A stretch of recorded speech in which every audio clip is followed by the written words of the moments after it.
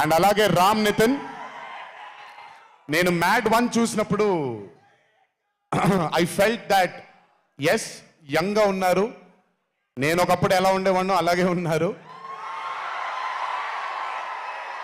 Maybe కొంచెం ఎక్స్పోజర్తో camera ముందు నిలబడడం అంటే అంత ఈజీ కాదండి, దోల తీరిపోద్ది.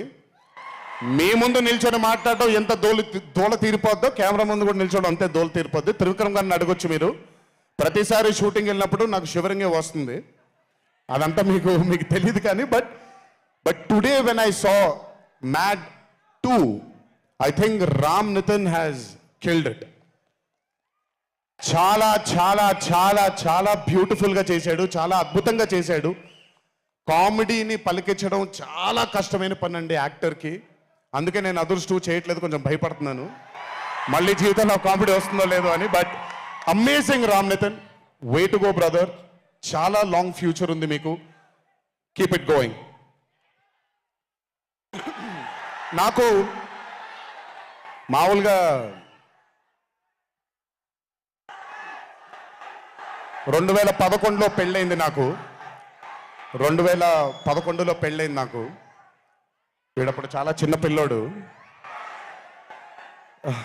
ఓ రోజు మామూలుగా అసలు మాట్లాడడానికి కూడా భయపడేవాడు. నేను ఇంట్లోకి వస్తున్నప్పుడు కూడా లోపలికి వెళ్ళిపోయాడు, ఎక్కువ నాతో మాట్లాడేవాడు కాదు. సో నేను కూడా చాలా ట్రై చేసేవాడిని, వీడేం మాట్లాడేంటి నాతో, వీడు కదా మాట్లాడాలి, వీడు మాట్లాడేవాడు కాదు.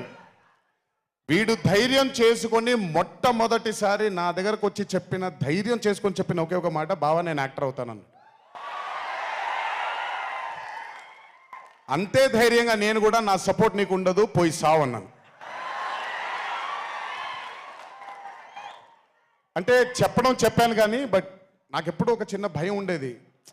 యాక్టింగ్ అంటున్నాడు, సడన్గా ఇంట్లో నుంచి ఒక 4-5 మధ్యలో ఉండే వ్యక్తి ఈరోజు అందరి ముందుకి ఎక్స్పోజ్ అవ్వబోతున్నాడు, ఎలా ఉండబోతుంది తన కెరియర్ అని ఓ భయం ఎప్పుడు ఉండేది నాకు.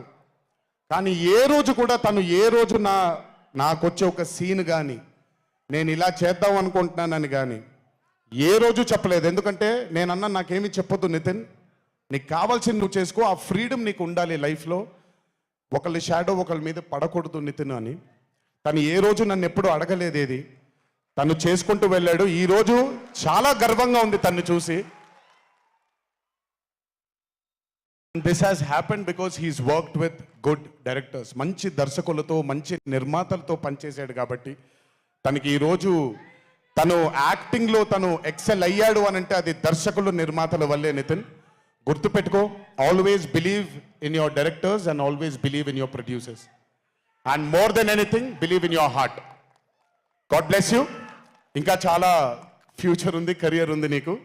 ఇంటికి వెళ్ళిన తర్వాత మాట్లాడతాం మళ్ళీ నీతో. బట్ వీళ్ళందరికీ కూడా నిజంగా